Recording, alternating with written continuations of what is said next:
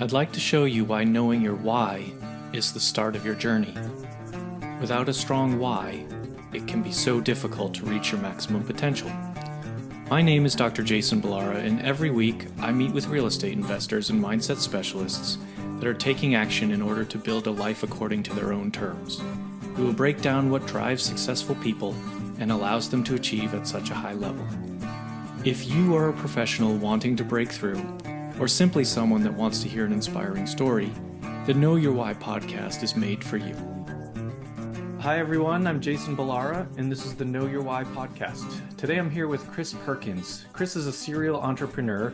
He got his start at 21 when he bought a restaurant. So, Chris, your bio is actually brings up a lot of really cool and interesting nuances to this conversation, as I mentioned. First, I just want to say thank you. Thank you for coming on the show. Thank you for taking out the time today. Yeah, thanks for having me, Jason. Up there in Canada, I won't try to pronounce Saskatoon, I believe is what you said. Yeah, that's good. There you go. So, Chris, can you just kind of give us your background, talk about, kind of how you got started? I am very interested to talk about sort of the restaurant angle, but let's just get in your words, your story, and then we'll dive in. Yeah, so how I got started in the restaurant business was, early in life, I'm like interested in food. I love food, right? And I love eating good food. So it led to me like just wanting to be creative with food and make good meals and things. And then I started working at Dairy Queen, and that was my first ever job at 15 years old. And so I just kind of it evolved from there because we just started getting creative with burgers and doing weird things with burgers and stuff like that was totally off the menu, right? Okay. And then I started working at a Boston Pizza, which is basically a Canadian franchise. They don't have them in the US, but it's typical, like the food's already prepared for you. You're not actually cooking anything, you're just assembling things basically. And I worked my way up to management there. I was kitchen manager there at 17 years old, so I got to learn like food cost and how much food a restaurant goes through, how much labor cost should be, all the analytical business side of things, right, at 17 years old, which most people don't get that opportunity. Yeah. So I was super thankful for that. And then by the last semester of high school, I was more focused on work than I was on high school, which was probably, you could argue either way. But I was working like 12 hours a day, and I was working at a cabinet making shop because that was kind of my woodworking was a passion of mine as well, but it just didn't pay, right? And the restaurant business just kept paying me more and giving me raises and advancing me. And there was just no advancement in the woodworking industry at the company that I was working with. So plane flying over. So I started, basically saving a lot of cash. And my dad kind of coached me into like, hey, you're making all this money, you're working super hard, let's not blow it all. And so he basically gave me a choice, either an ultimatum, either you're going to start paying rent. I don't care if you're 17, you're still going to start paying rent, or you're going to start putting money into an investment. And so I started putting monthly contributions into an investment and saving my cash. And so as it turns out, over the period of time, I stacked away enough cash to buy a car, stacked away enough cash for a down payment on a house, and then started stacking cash for, a business opportunity if one were to come up. So then I got kind of farmed by this restaurant in the city that I was from, Lloydminster, and they made everything from scratch. Nothing was brought in pre-done. They bring in like whole muscles of the cow and you cut it, So it kind of got to be a craft from there. And then so I developed recipes and things like that. And so then I was like, I want to buy this place. And they're like, yeah, actually, we're looking at selling. So I'm like, that's fantastic. So started, going through the paperwork and getting everything done there. And then somebody came and offered them like 100,000 more than they were talking about selling it to me for. So they had to sell it. Kind of business decision, obviously. Got to do what you got to do, what's best for them, right? And so I was super bummed out about that. And then I started looking at other places. The guy that took that restaurant over, I was still a kitchen manager there, but he thought he could run the restaurant by sitting at the bar and drinking beer with customers. And it's like, it doesn't really work that way. So it quickly was like going sideways. It wasn't going well for him. I was kind of holding things together in the kitchen, but I would make a food order and not all the food would show up. So he would go in and like cross off things that I ordered, and then we run out of food. Like, man, I can't run a kitchen with no food. It doesn't work that way. And so I ended up actually burning myself there and I had a blister from the bottom of my shoulder blade all the way down to my hip with boiling water. I slipped in the kitchen, caught my arm on a pot, spilt it on my back, and I was off work for 6 weeks. I couldn't be anywhere near charboiler or heat of any kind. Yeah. Sure, I'd go stir crazy when I have nothing to do, and I really couldn't do much. And so this was like still when people were reading newspapers. Like this is 2004, right? So there's not a lot of technology out there like we have today. So I'm reading newspapers. I find this restaurant in the ad that's for sale, and it's going bankrupt, and the business, building, land, everything's for sale. So got looking into that, started getting appraisals done, started going through due diligence process there.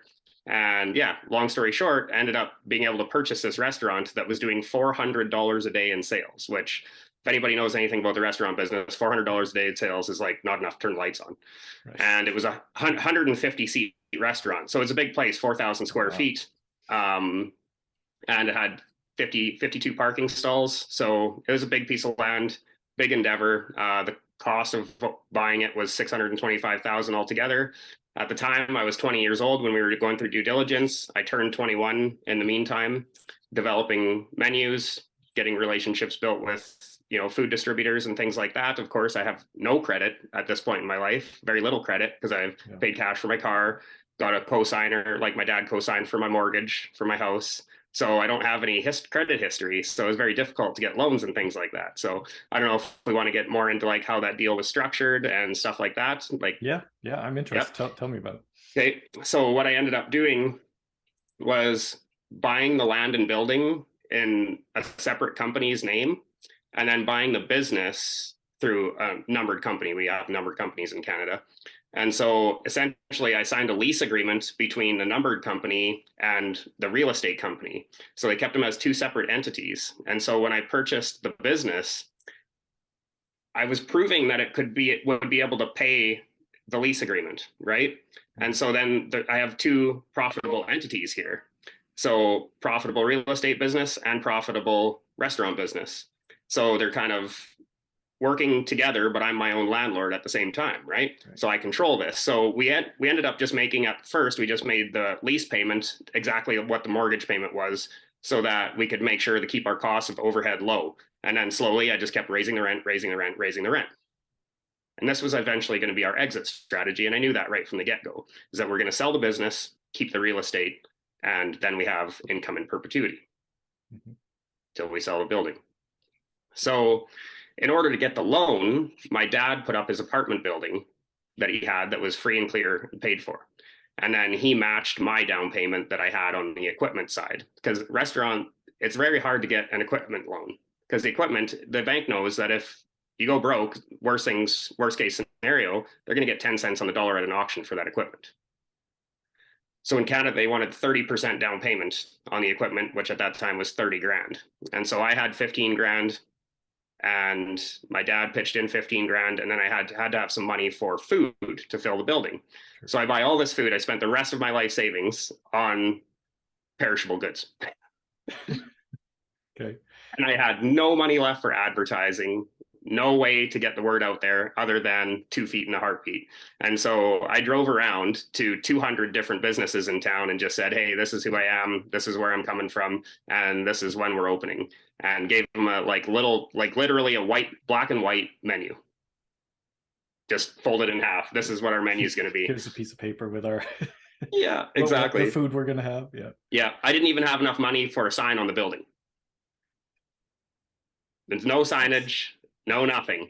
And I just went around and told everybody, hey, it was the old Venice house that I bought. And so went around, told them, this is where we are, this is when we're opening, and come give us a shot, And I didn't realize the impact that would have on people, right? And like, now I put myself in that position. If I'm a business owner and I'm sitting at work and this young 21-year-old kid comes in, super ambitious, like, hey, we're really excited opening this restaurant, here's a menu, come try us out. Like, I got to eat anyways, I'll go there. Right. Hell yeah. Yeah. Right. It shows initiative. Yep, exactly. And so we opened the doors on December 2nd, 2004. And the first day of sales, it was a tough day because everybody knew their jobs, but they didn't know where anything was. And so this is kind of like our soft opening, right? And so we were only open for 4 hours, did $1,200 in sales, which is 3 times the amount that was coming into that building before. Yep. So I'm like, you know, this is positive. We just increased the sales by 300, or yeah, by 300%, right? And then the following day was a Friday, and we did $4,000 a day that day in sales. And my dad was supposed to be just like bookkeeper, you know, back office kind of thing, helping me out, right, on that end of things. So my mom wanted to be there, you know, sentimental moms want to be there for the first day of opening. So she's there on the Friday, and she calls my dad, and she's like, "You got to come down here. You got to come down here." And he's like, "I'm watching the baseball game. Like, I don't need to come down there. It's fine. He'll be fine. He'll take care of it." And she's like, "No, Ray, there's a lineup around the corner to get in here, and there's nobody to look after the people that are waiting in line." And he's like, "I'll come down there." By the time he comes down there, I have like probably $2,000 worth of meat on the charbroiler, and everybody's running around like crazy serving these customers. We were very understaffed because when we take over a business that's not used to having people in it, how do you staff it, right? They had 3 staff in total when I took it over. We started with 8, and the guy's like, "You're nuts. You have way too much overhead, way too many staff." And I'm like, "Yeah, we'll see. We'll see." And we started with 8 people on a Friday night, and we had nowhere near enough. And so we needed more like 12. So all these people are like run off their feet all night, and it's a marathon, right? And when you're in a restaurant business and you got to line up out the door, it's a marathon, not a sprint. So my dad walks in, and this was like a serious turning point, like second day of the restaurant being open. He walks in and he looks at me, and I look at him like I'm giggling, like this is awesome, right? Yeah. That like the worst thing that could happen is nobody comes. And so we got people in the door, and that was one of my dad's questions is like, nobody goes there. How are you going to get people in the door? And I'm like, "Don't worry about it, Dad. I got a plan." He's like, "Yeah, that's what I'm saying. Tell me the plan." Yeah. And I'm like, "Don't worry about it. I got a plan." So I never ever told him the plan, and I just did it. And then he walks in the door, and he goes, "Holy shit, Chris, this is crazy." And I'm like, "Yeah, it's awesome. This is Good awesome. crazy. Yeah, it's good crazy." And he's like, "You actually want to do this for the rest of your life?" And I'm like, at that moment, I'm just like, why do I have to do this for the rest of my life? I don't have to do this for the rest of my life. This is a stepping stone. Right. Right. Doesn't have to be for the rest of my life. Doesn't have to be permanent, right? So I don't know if you have more questions around that, or you know, I kind of fed a lot of stuff there. Yeah, no, let's dive in a little bit, because I think you know, a lot of really great lessons there that you can apply to business, you can apply to real estate, what, you know, whatever. And I think like I guess my first question is, this is a lot of, I mean, just broad topics, right? Creative financing, splitting the land and the business into 2 different LLCs. That's, you know, creative structuring, bringing in partners. It's your dad, but still like that's doesn't matter. Like lots of people use family and friends as partners. And then this, you know, kind of strategy of going out and like literally going to all these 200 places and talking to them. So you were young, Chris, and it's not, I mean, you mentioned sort of that, you know, you were working more than you were spending time in high school. I did a similar thing, although I wish I did it on such a creative level. I just worked when I was young. But how did you kind of come into this? Sounds like your dad had an apartment building, so I'm guessing your dad had some level of entrepreneurial, you know, or real estate background, something along those lines. But these are a lot of concepts that, like, you know, people well into their adult years don't think about, don't know it's available. Kind of, I'm honestly curious, like, how did you come upon some of these ideas? It was like from the beginning of my life, really. My dad was always an entrepreneur. He had worked in the oil field for a long time, and then he would take the money that he made in the oil field and try to invest it in the things that he thought would be good long-term investments. And he's always had this like long-term long-term outlook on things, right? And so, for instance, when you put yourself out there like that, things are going to come to you, opportunities are going to come to you, right? Mm-hmm. So what happened to him was he actually started a bar, and he started it as a silent partner, put $100,000 of his hard-earned cash in, like working on the oil field, right? And the guy that owned it like owned the voting rights to it, drank the profits away, and it went bankrupt. And so he learned a hard lesson from that, that you need to have say, right? You need to have some sort of say, or you need to trust that person so much and really do your due diligence on that person, right? That's going to be operating things.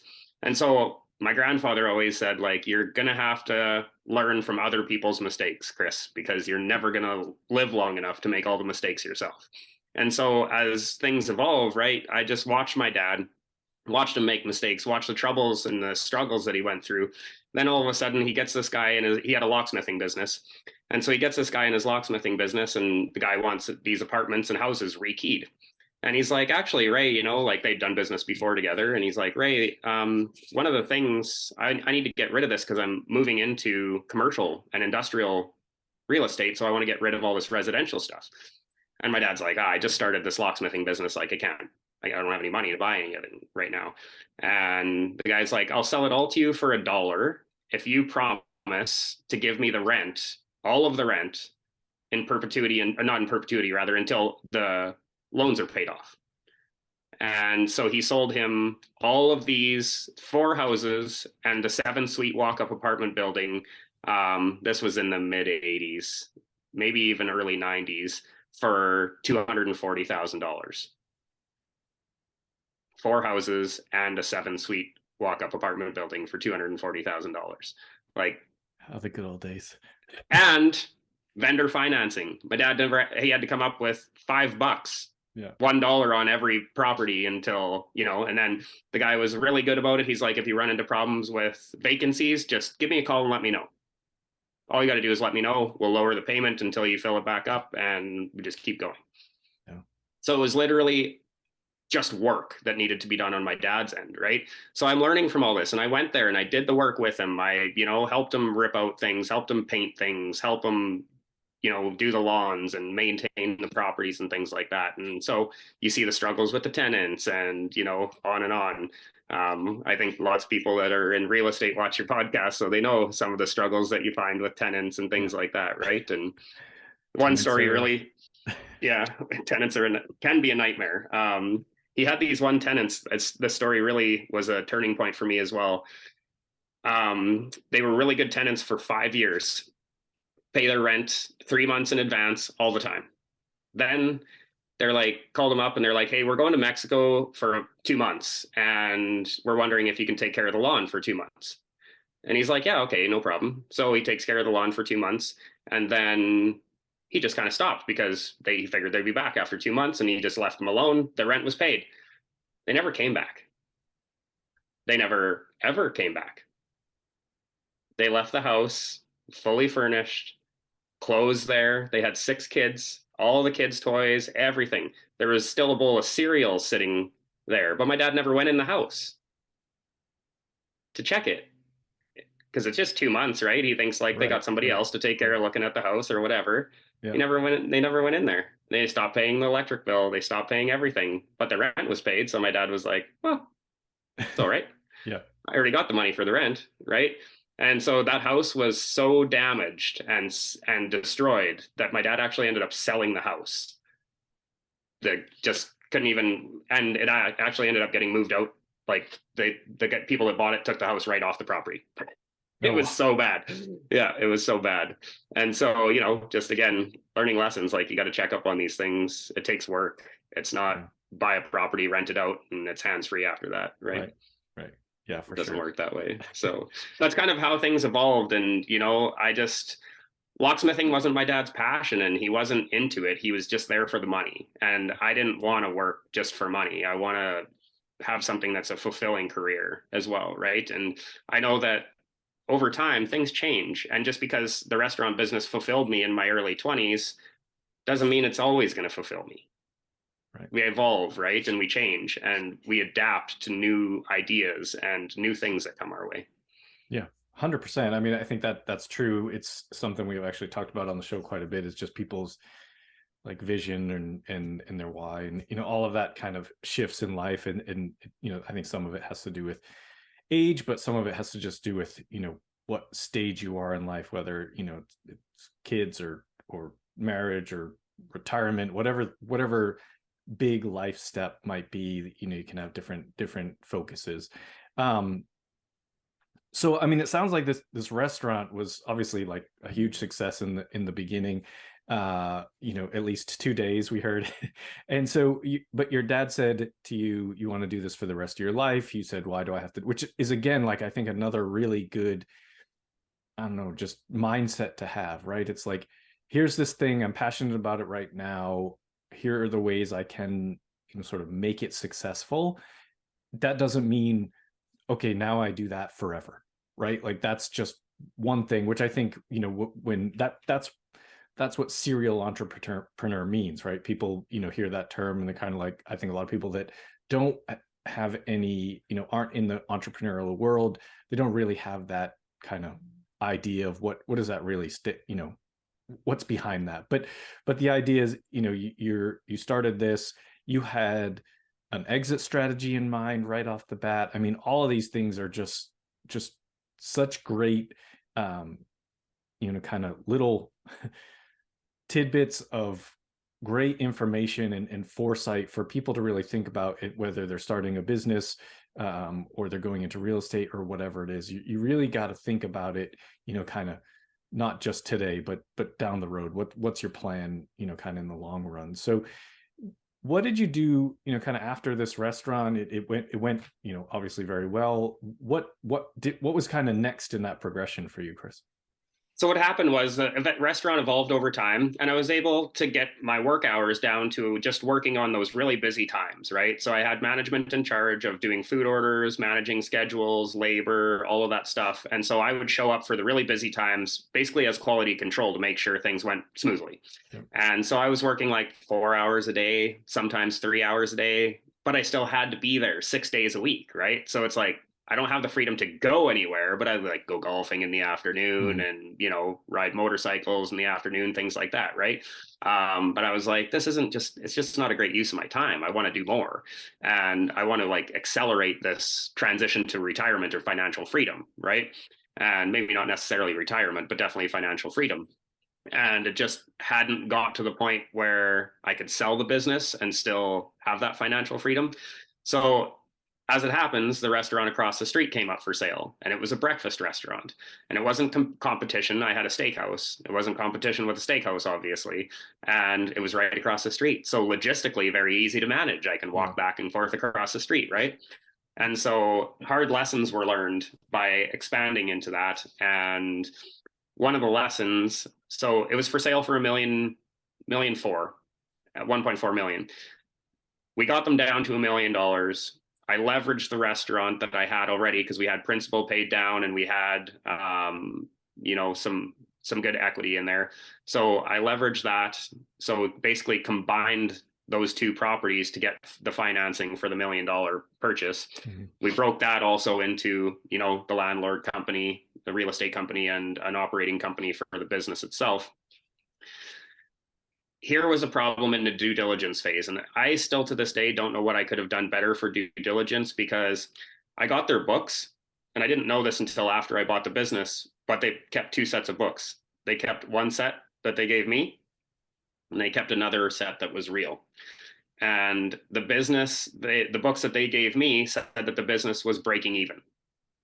All the numbers I ran, everything I ran, I was like, we should be able to make 180 to 220 a year with this if I implement everything that I've implemented with this restaurant that I already own.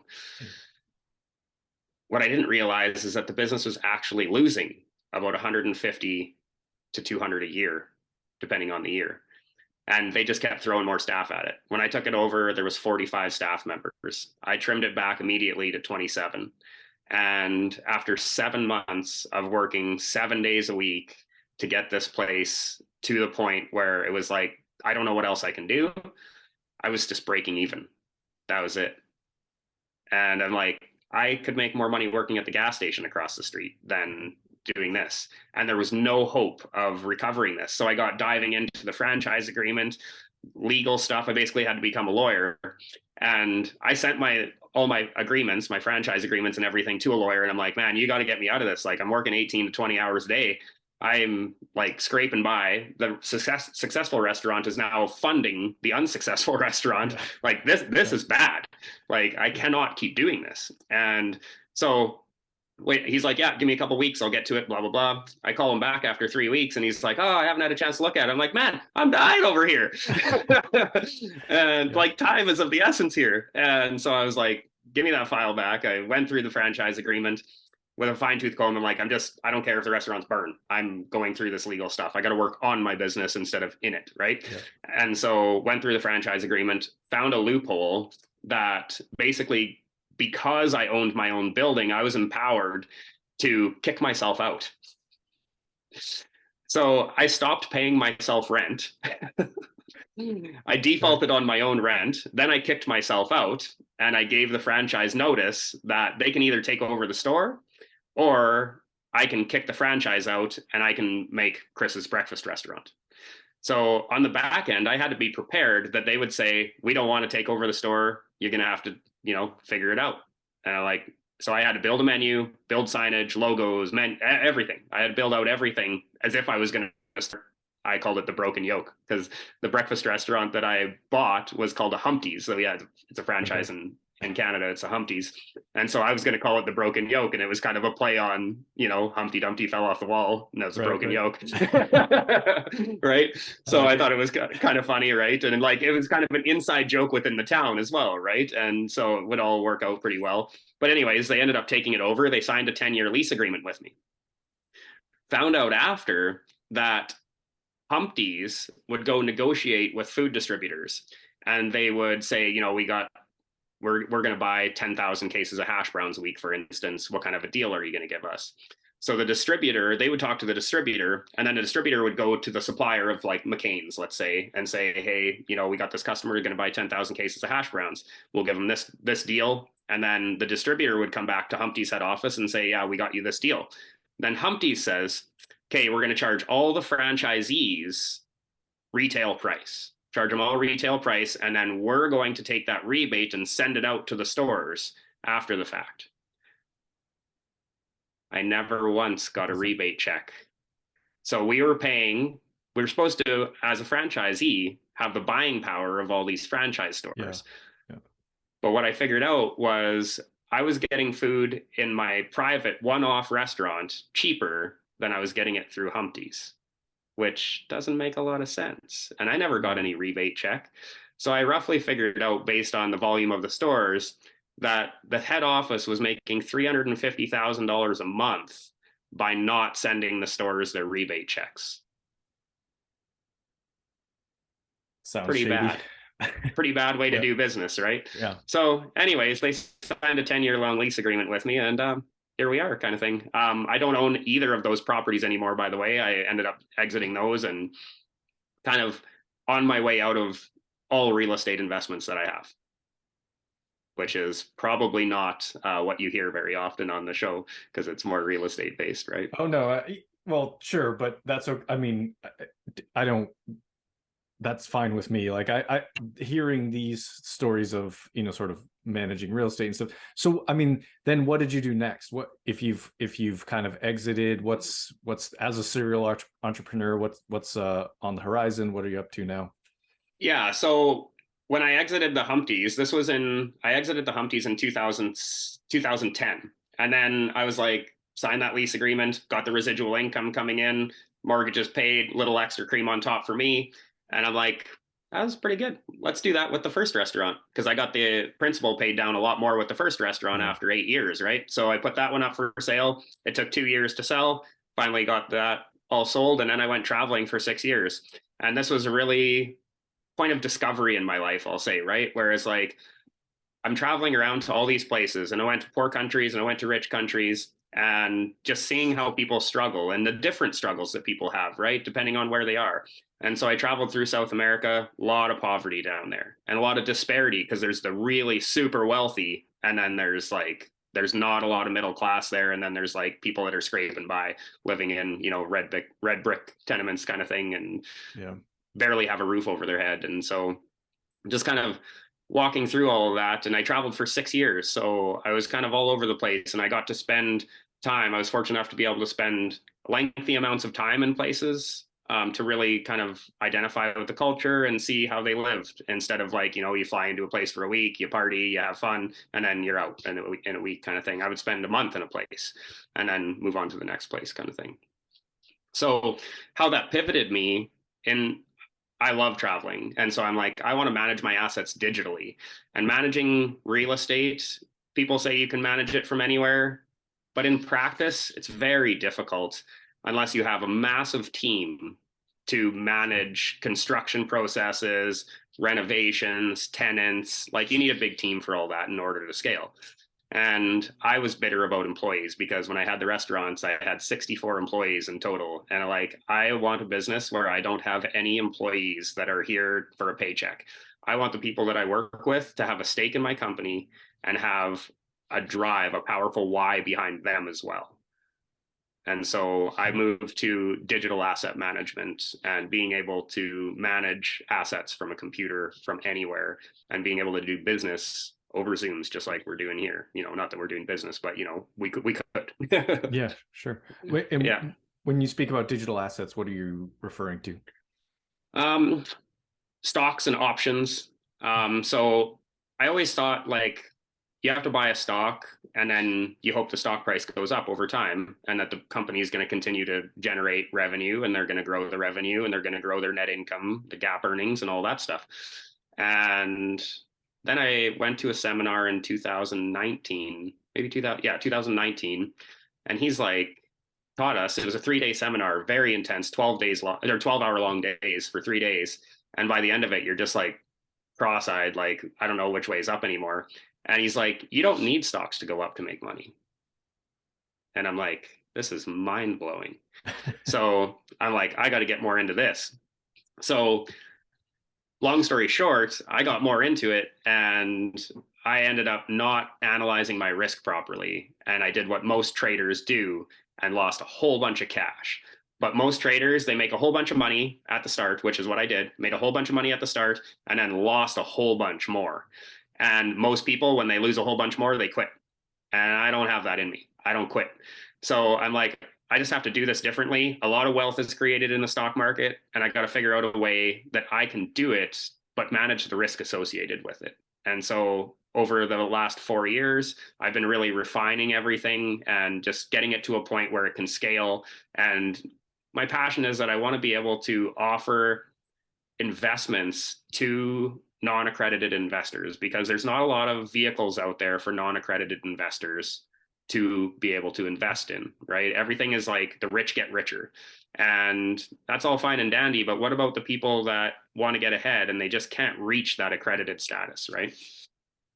Yeah, I think that's great. I think the not quitting thing is so, I mean, it applies to everything, right? It applies to your restaurant businesses. It applies to real estate. It applies to, the trading stocks. It's true. It's like, well, that didn't go well. I guess I shouldn't do that anymore. And it's like, I was actually listening to, I don't know if you know who Alex and Layla Hormozi are, but they are, have built big companies and now they have acquisition.com. They started like in the gym space. But anyway, she just started a podcast and it's fantastic because she gives very practical advice. And she was just talking about like people have this fear of failure, the fear of losing, and that's why they don't do big things. That's why they don't, kind of push through these situations that you ran into.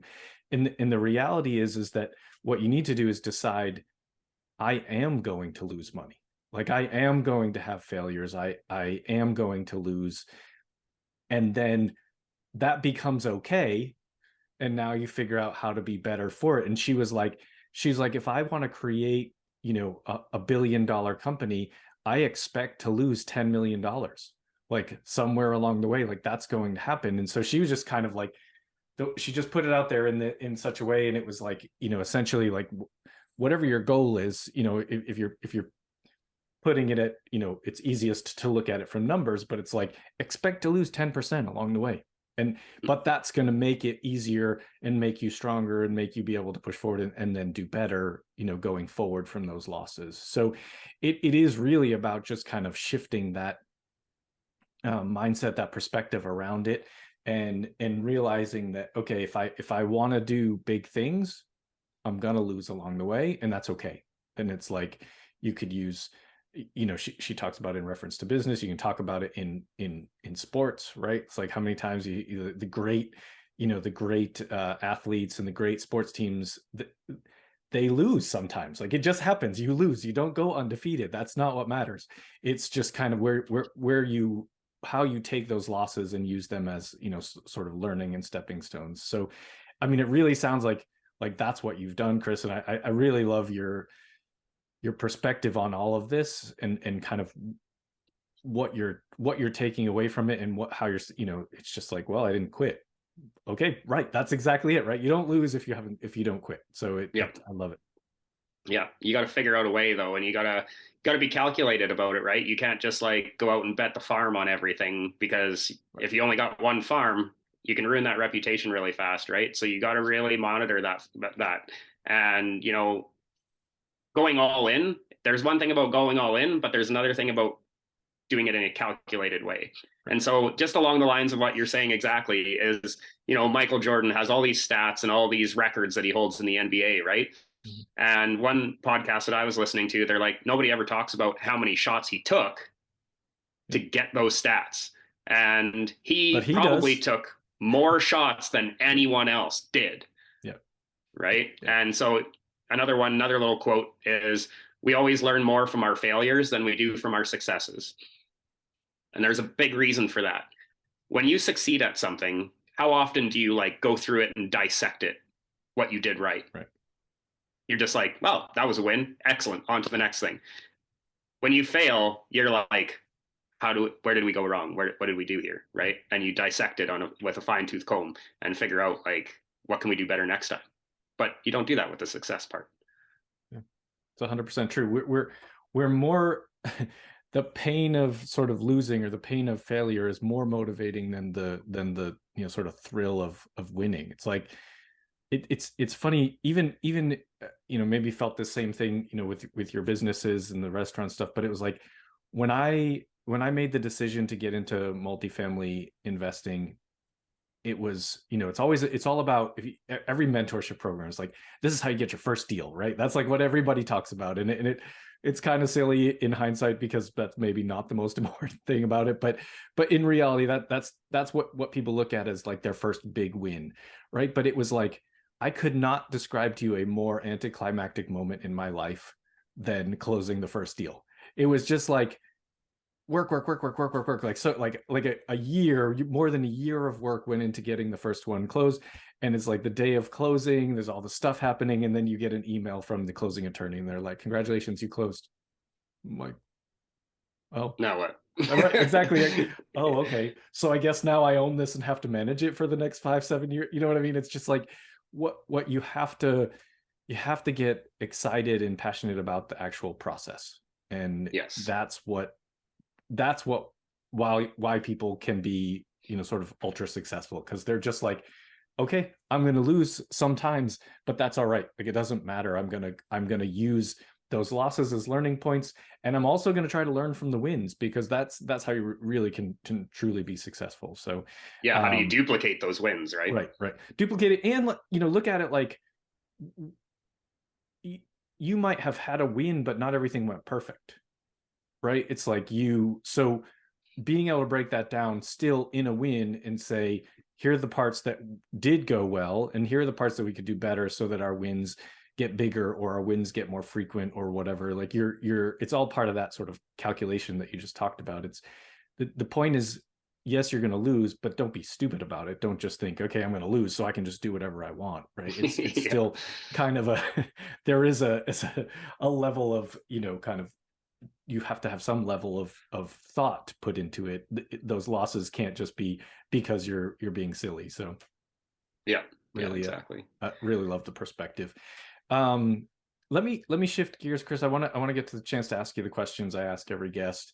And the first one is based on the name of the show being know your why. And so I always ask every guest, what is your why? What drives you? You've had really, I think, a very unique, interesting, sort of cool background. I mean, 6 years of travel. Like I'm sure there's a lot of people that are going to listen to this and be like, I want to do what he did. Like it's a very cool thing, despite the fact that I know, when you wrap it up in a 45-minute podcast, it looks all neat, and I'm sure there was a lot of work and trouble along the way, but now, it sounds like you've reached a point in your life where you want to manage digital assets. But what's your why? What's kind of pushing you forward and continuing this journey?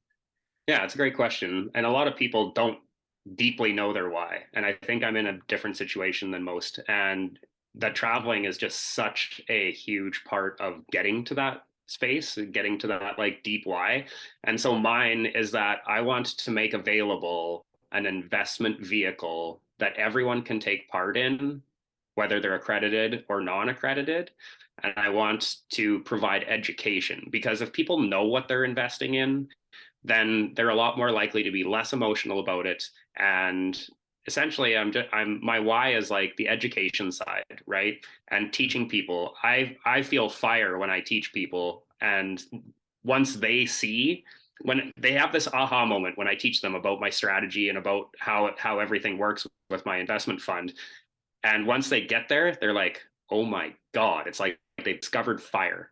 And that's the way I felt when I got to this strategy, when I got to this point in my learning process of getting the strategy down and, generating cash flow in the stock market and realizing I don't need the price of the stock to go up to make money. And, essentially I'm just feel like I'm opening an insurance company, and it's just fantastic. Right. And so once they see that, they're just like, wow, this is incredibly powerful. And so I'll teach people how to do it on their own. And that's more my why, is like the education and providing insight to people, giving them something new, some hope that they're like, yeah, this is cool to learn this stuff. Yeah. Awesome. I love the idea that the, sort of, I guess, mission of getting investment vehicles to, unaccredited investors. I think it's actually something that really bothers me within the real estate space, that so much of these, private offerings are accredited investors only. And it's like, look, like the already rich people don't need a lot of help getting richer. What restricting that, with the SEC restricting those investment opportunities from people that don't meet those certain financial hurdles or whatever it is, like I just think is kind of irresponsible. Whatever. I'm not going to get into whether it's on purpose I can or not. I can tell you in a nutshell. I always thought it was unethical as well. And like, why are they doing this to people? Like, they're keeping the poor poorer. But the reason that it is, in a nutshell, is that I could get someone really invested and really excited about the investment opportunity that I have. And things might not go well. I know, just like we talked about, that the stock market's going to go down, it's going to go up. Their net asset value of their investment is not just going to go up and to the right. It doesn't work that way. Yep. And so they tend to be more emotional because they put more on the line, because I get them excited and they're like, yes, this is awesome. And let's say they only have $100,000 to their name and they put 90 of it with me. Then they get emotional about that because it's their entire life, right? And then it leads to SEC investigations. It gets very clunky there, right? And it becomes a lot of work for the SEC. So that's why. Right. And it makes, I guess, well, yeah, I guess you could play my counter argument on this, and I'm not really trying to argue with you. No, it's fine. I'm not taking it that way. Yeah.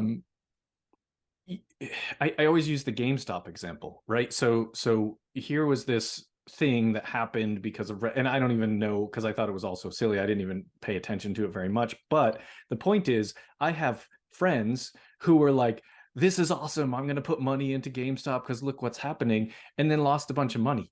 And now they didn't lose $50,000, but like the point being, you don't have to be accredited to put your life savings on Robinhood and blow it all on some, like you don't know anything about it, right? So yep. It's just,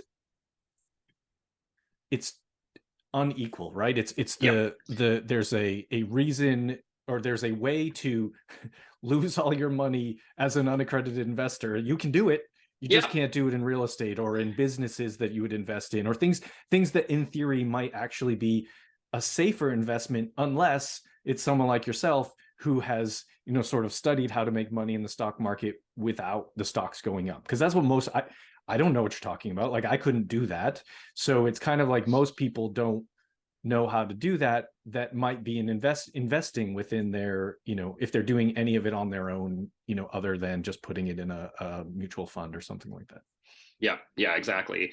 And so, yeah, with the stock market, it's a good thing that you brought that up, because with the whole GameStop situation and things like that, Robinhood was under a magnifying glass there, right? Magnifying glass rather. And so it's like, when you sign into that brokerage, the terms and conditions and all that jazz. Yeah, you're signing that you know how to do diligence on companies and that you understand the risks in the stock market and all those things. And it's just as easy as clicking the box, just like your Apple terms and conditions, right? Nobody reads it all. Yeah. And I don't think it should be that way, right? But how else do you do it? How do you force someone to understand that they could lose all their money, right? And so then there's another layer of due diligence when you're investing privately, because now not only do they have to trust the strategy that I'm doing, if they understand the strategy deeply, let's say they understand everything that I'm doing, and they're very sophisticated when it comes to the knowledge, but they don't meet the financial criteria, then another layer of risk is that they have to trust that I'm actually going to stick to exactly what I'm saying I'm going to do. Yeah. Right. So there's that extra layer of trust on my ability to execute, for instance, or if you have a fund, for your ability to execute. So that extra layer is where people tend not to do the due diligence. They're like, I'm really excited about this strategy. It's fantastic. Look at it. Look at all the profit you can make, and you don't need the stock to go up. Or look at all the profit you can make, and you don't need the piece of real estate to go up in value. You just collect on rents, right? And then they fall into this category where they're really excited about the item, but they're not looking at the management side of it, right? Yeah. So yeah, just due diligence around the board, right? That they're Yeah. And honestly, that is probably the best explanation I have heard as to why it might be different in terms of, investing within Robinhood. And you're right, Robinhood got stuck under that sort of magnifying glass when that all happened. But the reality is you could do the same, and you could have done the same thing in any of the brokerages. It was just like Robinhood was the one that for whatever reason took the hit there. I was like, I can do it in TD Ameritrade, I can do it in Merrill Edge, like I could do it in all of them. It didn't really matter. Anyway, a little bit of but I just think it's like such an interesting topic, and like the way these things get structured, it's kind of fascinating. But back to you, tell us something about yourself that isn't common knowledge, a special skill, a hobby. I know you said you traveled a lot, whatever you'd be or be willing to share with the audience, just to get to know you better. I love to travel in an RV. I've got a 42-foot Class A motorhome. It's currently broke down in Kanab, Utah, but I love being in there. Like, I could live in there, right? And just travel around North America and just go to different spots. And the sport that I'm passionate about is kiteboarding. Are you familiar with this? Yeah. I mean, I've never done it, but I've always wanted to try. Yeah, it is. This kind of a funny analogy, but I say it's the most fun you can have with your clothes on. And so it's like adrenaline rush. I love adrenaline. And that's where I get my adrenaline from, is kiteboarding. And like, you can fly in the air like 40 feet and come down and land like just smooth as butter. And it's an amazing sport. Yeah. Very cool. Yeah. I've always, it's Dominican Republic is like the place, right? Like the people, that's like there's like Kiteboard Beach or something like that there. That's the place where I lived there. I lived there. There you go. Yeah, that's something I would love to try that someday. That is definitely on the bucket list, getting to kiteboard, and it looks amazing. I love the water, just like sort of that, sort of freedom. And I don't know, even though I know it can hurt, for whatever reason, I feel much safer having sort of a water crash than like a land crash. I don't know why. It's just like, it feels like it should be softer, even though I have gone water skiing and wakeboarding and realize that water gets real hard when you're moving that fast. But it does. And with kiteboarding, you can have a land crash from the water. Right. Yeah. You get caught up and it just carries you over. just a quick disclaimer and a little bit of valuable advice for everybody on the podcast. If you look at kiteboarding and you think you want to learn how to do it, please get lessons. Yeah. It will literally save your life in the most literal sense you can think of. Yeah, no, very, very good advice. We have to put a disclaimer on this one. Yeah, not the common disclaimer of financial advice, but the one exactly. of don't kill yourself kiteboarding. We are not kiteboarding experts, and we do not claim to be making something along those lines. Awesome. When people hear this and they want to reach out, what's the best way to get in touch with you? We've got a website, abundanceassetmanagement.com. If you just put that into a Google search, it'll show up right underneath all the sponsored ads. We don't have a sponsored ad. And then my email is chris@abundanceassetmanagement.com if you want to reach directly to me. Facebook, LinkedIn, you can find me on all those spots. Perfect. Final question for you, Chris. What piece of advice would you give to someone who is, and I'll let you take this in any direction, but basically trying to get started, whether that's in business, investing, something, I guess, financial freedom related. What would you tell them? I would say buy shares of either the S&P 500, or if you like technology, the QQQ.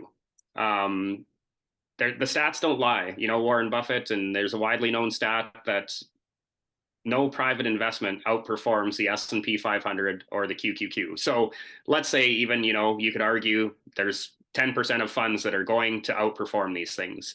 Either A, you're not going to have access to it because you're not accredited, you're just getting started. And B, you're going to have to control your emotions, right? So if you just put your money in the S&P 500 and you just constantly buy a share, and this is something that transformed the way I looked at stocks. Is I have a mentor in Silicon Valley that has a $500 million fund. And he's like, every 1st and 15th, we bring money into our fund. And on the 1st and 15th, we buy shares of these certain companies every time. It doesn't matter what the stock price is doing. We just buy them. It's part of our mandate, right? And he's like, I buy shares of these companies. And so for this example, let's say you're buying shares of the QQQ, the NASDAQ 100, for instance.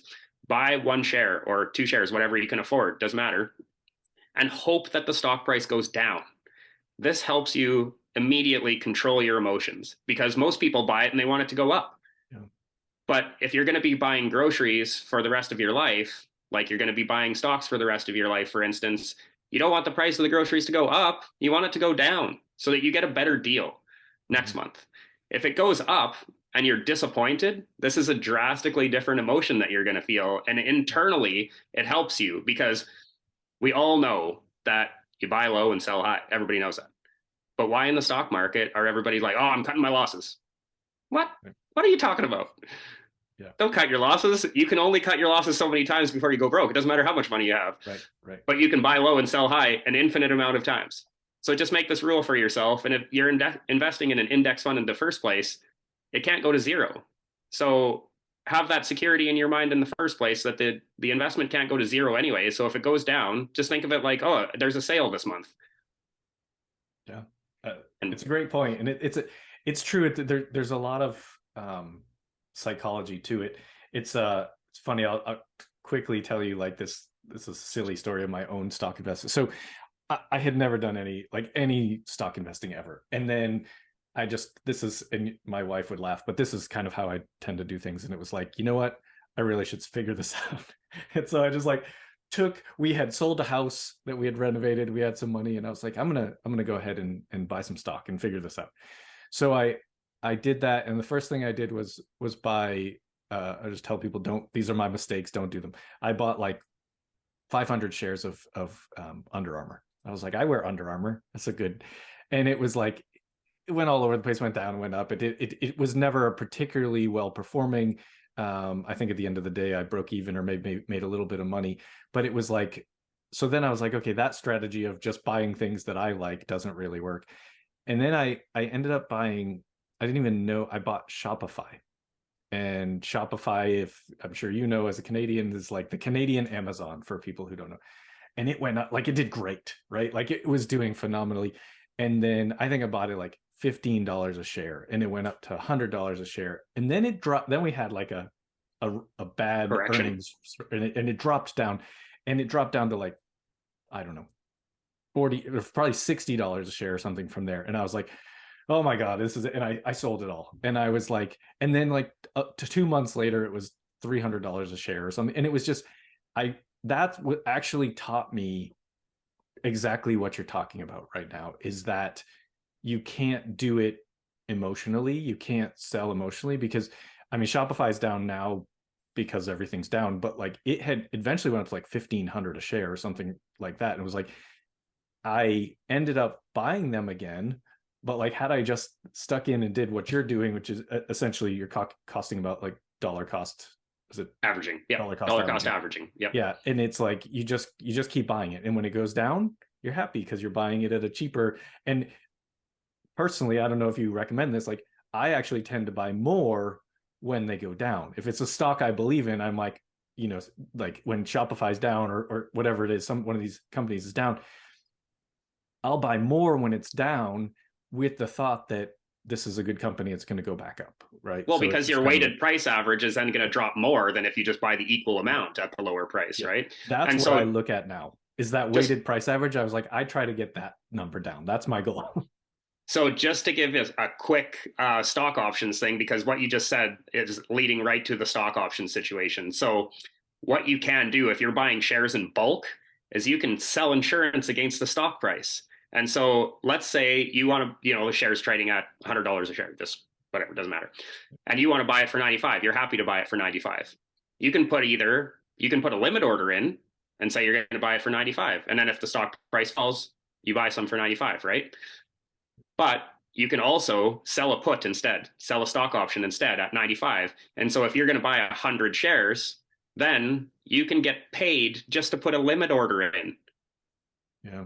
And that's So the stuff I've never gotten into, because I'm like, like I said, I decided I was going to figure it out. And I was like, I got to that point and I was like, oh, this sounds very complicated for me. So it was something that I never got that far into, but I think it's, yeah, I mean, the people that's the thing, is like, this is the whole point in terms of investing either in a safe, if you're investing yourself, you're investing in a safe vehicle, like you said, like the S&P 500 or the QQQ, whatever, you pick what you want, but like you're investing in that sort of very safe, it's just going to move with the market. Or you find someone like yourself in stocks, or like myself or other operators in real estate, and you find someone that you can trust to put your money to work and have it, you know, it's not always going to go up. You're right. Like no matter what we do, it's not always going to go up. But the idea is that if we do it right, it will go up more than it goes down. And minimum, you should have a 5-year time horizon, in my opinion. Yeah. Bare minimum. You have to look at it at in the long term. It's, you know, right now we're in a wild place. Right. It's recession, or just a weird market, whatever you want to call it. But basically it's a, you know, a time when people are nervous, but it doesn't mean we just, like, you don't stop investing because of that. It's just, you know, maybe you're a little more careful. I don't know. But regardless, I just want to say thanks, Chris. This has been really an awesome conversation. And I think so many really good kind of just messages in there with, you know, starting with the restaurants and what you're doing with stocks. I mean, it's just big picture stuff that people should be really thinking about it in their pursuit of financial freedom. So thanks for coming on and sharing your story today. Yeah, thanks so much for having me, Jason. Absolutely. And folks listening, I know you're going to love this episode. I think you get a lot of value, and you're going to want to reach out to Chris. But please like, rate, and review. It helps us get more great guests on the show and expand our reach so we can provide more value. All right. Have a great day, everyone. I'd like to show you why knowing your why is the start of your journey. Without a strong why, it can be so difficult to reach your maximum potential. My name is Dr. Jason Balara, and every week I meet with real estate investors and mindset specialists that are taking action in order to build a life according to their own terms. We will break down what drives successful people and allows them to achieve at such a high level. If you are a professional wanting to break through, or simply someone that wants to hear an inspiring story, the Know Your Why podcast is made for you.